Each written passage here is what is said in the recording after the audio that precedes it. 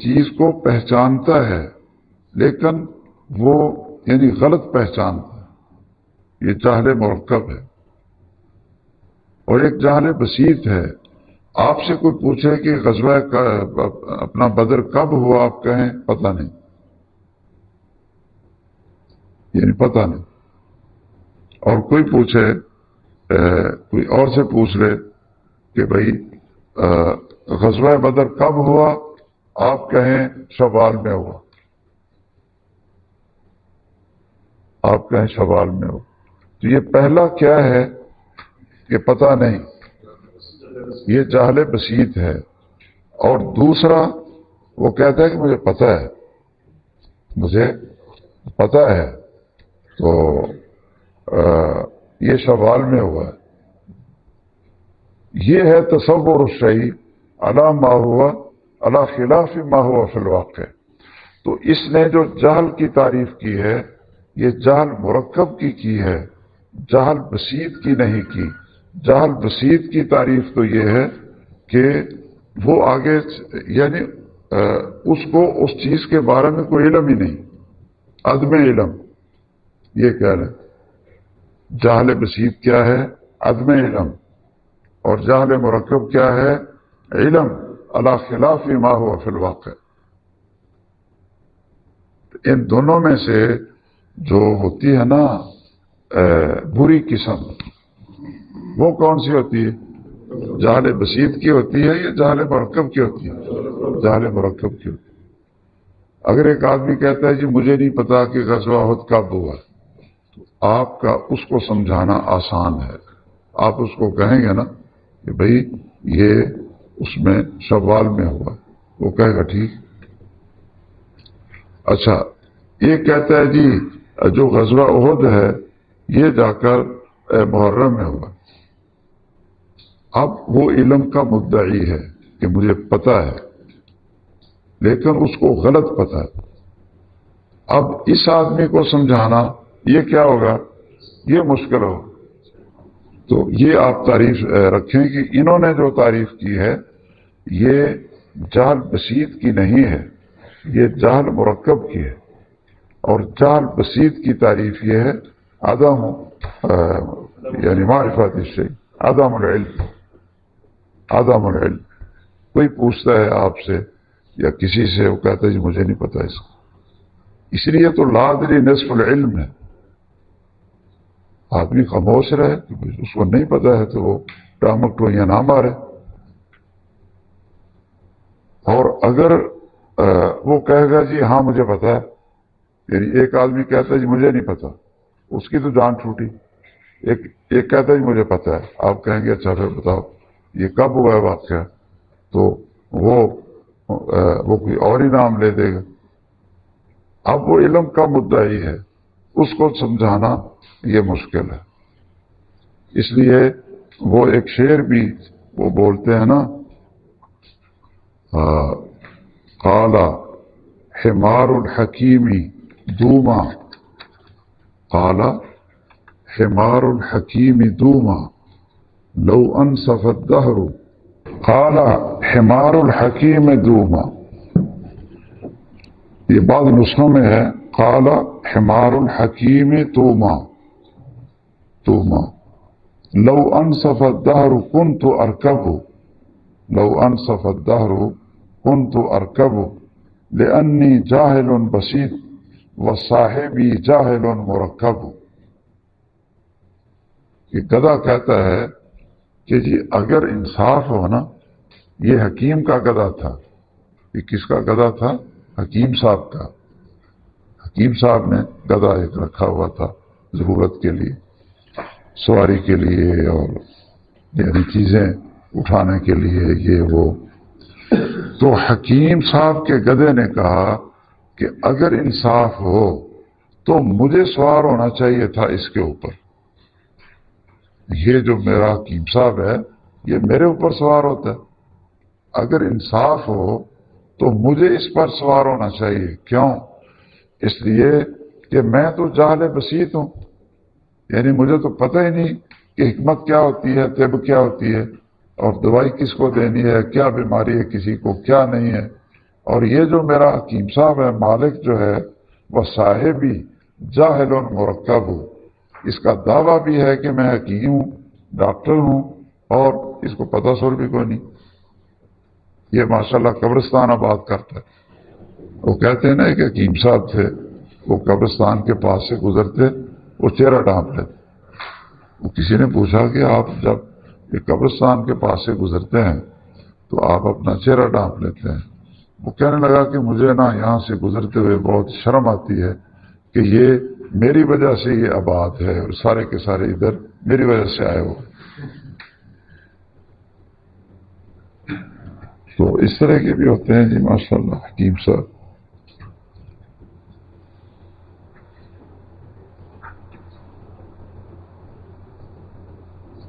تو اس مصنف نے جہل کی تعریف جہل مرکب کی ہے۔ یہ جو تعریف اس نے کی ہے یہ جہل بسیط کی نہیں ہے۔ اچھا جی، اور علم ضروری کیا ہوتا ہے؟ ما لا یقع عن نظر و استدلال۔ علم بدیہی جسے کہتے ہیں، علم کی دو قسمیں ہیں، ایک علم نظری ہے، یہ ساری وہ باتیں ہیں مناطقہ کی، یہ نا منطق کی باتیں ہیں، کہ ایک علم بدیہی ہوتا ہے کہ اس میں غور و فکر کی ضرورت نہیں ہوتی، اور ایک علم کسبی ہوتا ہے، نظری ہوتا ہے، تو اس میں غور و فکر کی ضرورت ہوتی ہے۔ والعلم الضروری ما لا يقع عن نظر و استدلال، کہ جس میں استدلال اور غور و فکر کی ضرورت نہیں ہوتی۔ وَأَمَّا الْعِلْمُ الْمُقْتَصَبُ، اور جو علم کسبی یا اس کو نظری بھی کہتے ہیں، وہ کیا ہوتا ہے؟ فَهُوَ الْمَوْقُوفُ عَلَى النَّظْرِ وَالِاسْتِدْلَالِ، کہ وہ آدمی کو ایسے حاصل نہیں ہوتا، وہ حاصل ہوتا ہے غور و فکر سے، غور و فکر سے۔ اب نظر کا معنی کیا ہے؟ اس میں بڑا اختلاف ہے ان کا مناطق کا، کہ علم نظری یہ نظر اور غور و فکر سے حاصل ہوتا ہے۔ تو نظر کسے کہتے ہیں؟ غور و فکر، جس سے یہ علم کسبی حاصل ہوتا ہے۔ تو اس میں جو سب سے منطق کی مشہور کتاب اور مسلم اس کو سمجھا جاتا تھا وہ تھی سلم العلوم، سلم ہے اس کا نام، ہاں جی، سلم العلوم، سین کے ساتھ۔ اس کے اندر اس کی تعریف لکھی ہے الحاضر عند المدرک، الحاضر عند المدرک۔ اور اگر آپ نے یہ مرقات پڑھی ہے تو انہوں نے لکھا ہے جی الصورۃ الحاصلۃ عند المطلوب، اور بھی 4-5 لکھی ہوئی ہیں تعریفیں۔ اچھا، سب سے مختصر اور آسان سی اور بڑی اچھی سی تعریف جو تفتازانی نے لکھی ہے تہذیب میں، ہم نے تو تفتازانی کی جو کتاب تھی سب سے مختصر منطق کی، وہ زبانی یاد کی تھی، اس لیے مجھے تو اس کی عبارتیں یاد ہیں، باقی جو ہیں وہ بھول بھال گئی۔ وہ بڑا جو ہے نا بڑی اچھی ہے۔ وہ کہتے ہیں نظر یہ ہوتی ہے ملاحظۃ المعقول لتحصیل المجہول،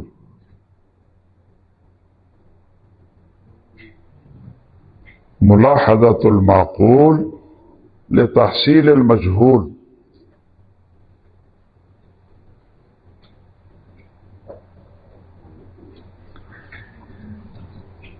اور جو اس نے نظر کی تعریف لکھی ہے مرقات میں جو منطق کی ہے وہ ہے ترتیب امور معلومات لیتوصل بها الى مجہول، ترتیب امور معلومہ لیتوصل بها الى مجہول۔ یہ ہے اس کی اصل میں تعریف اس کی نظر کی۔ وہ جو الحاضر تھا وہ تو علم کی تعریف، الحاضر عند المدرک، یہ علم کی تعریف ہے. اور اسی طرح سورۃ الحاصلہ یا الاضافۃ بین المعلوم، الاضافۃ بین العالم والمعلوم، یہ تو اس کی علم کی تعریف ہے. تو نظر کی تعریف، نظر کی تفتازانی نے لکھی ہے، یہ آپ لکھ لیں کہ قال تفتازانی النظر ملاحظۃ المعقول لتحصیل المجہول. یہ بہت مختصر ہے اور بڑی اچھی ہے. اور جو مرقات نے لکھی ہے نظر کی تعریف، وہ یہ ہے ترتیب امور معلومہ لیتوصل بها الى غیر معلوم یا الى مجہول. یہ ان میں سے کوئی لفظ ہوگا. اب اس کا معنی کیا ہے دیکھیے. معنی یہ ہے کہ بدیہی وہ ہوتا ہے نا کہ جس پر غور و فکر کی ضرورت ہی نہیں ہوتی. اور علم نظری اور کسبی وہ ہوتا ہے کہ اس میں نظر کی ضرورت ہے. اب نظر کیا ہے کہ جو مقدمات کا آپ کو پتہ ہے ان کو آپ ترتیب دیں، جوڑیں ان کو. تو جب ان مقدمات کو جوڑیں گے تو ایک جو چیز آپ کو مطلوب تھی اور اس کا پتہ نہیں تھا، غیر معلوم تھی، اس کا پتہ چل جائے گا. مثلا رات کو چوری ہوگی، کسی کا موبائل چوری ہوگی یا کسی کی اور چیز چوری ہوگی، یا پنجیری وہ کوئی کھا گیا یا چوری ہو گئی. تو اب پتہ نہیں چل رہا کہ چور کون. تو یہ علم بدیہی ہے کہ نظری ہے؟ اب چور کو تلاش کرنا نظری ہے. اچھا، تو یہ کیسے تلاش کریں گے؟ کہتے ہیں یہ اس طرح ہم تلاش کریں گے کہ ہم دیکھیں کہ بھائی ایک لڑکے کو دیکھا تھا کہ وہ نا رات کو بے ٹائمہ کمروں میں گھوم رہا. ایک چیز اس کا تو پتا تھا کہ وہ فلاں ہے، اس کا پتا تھا کہ وہ فلاں. اچھا، دوسرا کہ اس کے پاس اس طرح کے کیل تھے یا کئی چابیاں اس نے رکھی ہوئی تھی کہ وہ کسی کا تالا کھولنا چاہے تو کھول سکتا. صحیح ہے، دو چیزیں ہو گئی. اچھا، اس کا بھی پتہ ہے کہ وہ یعنی طلباء نے یا ساتھیوں نے وہ اس کے ہاتھ میں دیکھی ہیں اس طرح کی کیل اور چیزیں، اور اس کی یعنی اس کی الماری میں پڑی ہیں. اچھا، دو چیزوں کا پتہ چل. تیسری چیز ایک اور دیکھ لیں کہ وہ بندہ بھی ایسا ہے کہ وہ نا مشکوک سا ہے. وہ کیا ہے؟ مشکوک سا ہے. تو اب جب آپ ان تین چیزوں کو ترتیب دیں گے کہ بھئی جو رات کو گھومتا ہے بے وقت وہ چور ہوتا ہے. ایک جو چور ہوتا ہے اس کے پاس تالے کھولنے کے لیے یہ کوئی بسم اللہ ہی نہیں ہوتی، اس کے پاس یہ کئی چیزیں ہوتی ہیں تالے کھولنے کے لیے. تیسری اپنا کیا نام ہے، دوسری چیز. اور تیسرا کیا ہے کہ بھئی اس کی پہلے بھی شکایتیں آئی، یعنی اب والا واقعہ تو کسی نے آنکھ سے نہیں دیکھا، لیکن پہلے بھی اس طرح کی جو ہے نا اس کی شکایتیں آتی رہتی تھی. تو جب آپ ان تینوں چیزوں کو ملائیں گے تو کس کو پکڑیں گے؟ اسی کو پکڑیں گے. تو یہ ہے ترتیب و امور معلوم. جو معلوم چیزیں ہوں ان کو ترتیب دیں تاکہ آپ کو غیر معلوم کا پتہ چل جائے. تو یہ چونکہ عبارت لمبی تھی تو تعریفات کے اندر مختصر سے مختصر عبارت ہونی چاہیے. اس لیے تفتازانی نے جو اس کی تعریف کی وہ کہتے ہیں ملاحظۃ المعقول، کہ جن چیزوں کا آپ کو پتہ ہے ان میں آپ غور و فکر کریں جو معقول ہیں، لتحصیل المجہول، تاکہ مجہول کو آپ حاصل کر سکیں۔ تو آپ جو ہے نا یہ تعریف آپ یاد کر لیں، یہ آسان ہے۔ تو یہ ہوتا ہے علم کسبی اور نظری۔ تفتزانی کی وہ تہذیب فی المنطق والکلام، وہ کہتے ہیں میں اپنے بیٹے کے لیے لکھی تھی کہ وہ یاد کر لے۔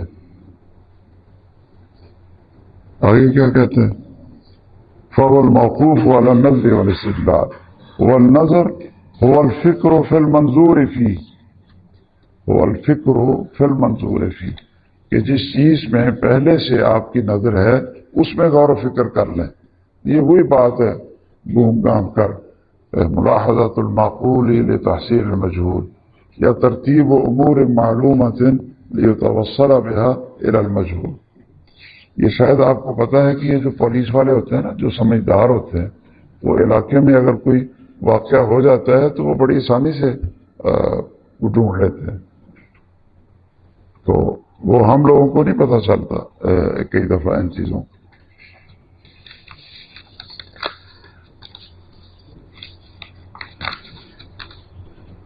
اچھا جی، استدلال کیا ہوتا ہے؟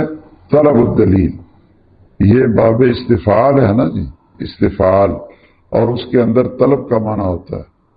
اور دلیل کیا ہوتی ہے؟ هو المرشد الى المطلوب، کہ جو چیز آپ کو مطلوب ہے تو اس کی طرف رہنمائی کرنے والی چیز وہ دلیل ہوتی ہے۔ آپ کو مطلوب ہے کہ کوئی شریعت کا مسئلہ، تو آپ کو قرآن مجید میں دلیل مل جائے تو وہ آپ کی رہنمائی کر دے گی کہ اس مسئلے کا یہ حکم ہے، اسی طرح حدیث وہ آپ کے لیے پیش کر دے گی۔ والظن، ایک تو علم ہوتا ہے، علم، اس کی انہوں نے پیچھے تعریف کی، اور ایک ہوتا ہے ظن۔ ظن کیا ہوتا ہے؟ تجویز و امرینی، کہ اس میں دونوں چیزوں کا احتمال ہوتا ہے، موافق اور مخالف، یعنی دونوں طرفین کا، دونوں طرفین جو ہیں طرفین کا وہ احتمال ہوتا ہے، لیکن ایک کا دوسرے سے اغلب اور ظاہر ہوتا ہے، غالب ہوتا ہے احتمال۔ تو جو غالب جانب ہے اس کو کیا کہتے ہیں؟ ظن، اور جو اس کے مخالف ہے اس کو کیا کہتے ہیں؟ کیا؟ ہاں، یہ ٹھیک، آپ بول رہے ہیں؟ اچھا، یہ ٹھیک، یعنی اس کو وہم کہتے ہیں۔ دیکھیے نا، جب آپ کہیں گے جی زید کھڑا ہے، زید کھڑا ہے، ایک تو یہ ہے کہ کہنے والے کو کیا ہو؟ یقین ہو کہ زید کھڑا ہے۔ اس میں تو جانب مخالف ہے ہی نہیں، جانب مخالف اس میں تو ہے ہی نہیں۔ اور ایک آدمی کہتا ہے کہ جی زید کھڑا ہے، اور وہ کہتا ہے کہ میرا جو خیال ہے نا وہ تو یہی ہے کہ کھڑا ہے، لیکن شاید وہ نہ بھی کھڑا ہو، لیکن زیادہ اس کا رجحان کس طرف ہے؟ کھڑا ہونے کی طرف، اور جو کم ہے یعنی رجحان وہ اس کی جانب مخالف کی طرف ہے۔ تو جون سی جانب غالب ہوگی اس کو کیا کہیں گے؟ ظن، اور جون سی جانب مغلوب ہوگی اس کو کیا کہیں گے؟ وہم۔ اور اگر دونوں طرفین برابر ہوں کہ 50% ہی یہ ہے ذہن میں کہ یہ کھڑا ہے اور 50% ہی یہ ہے کہ یہ کھڑا نہیں ہے، تو اس کو کیا کہتے ہیں؟ شک کہتے ہیں، اس کو شک کہتے ہیں۔ تو جو علم ہوتا ہے وہ یقین کا نام ہے، علم یقین کا نام۔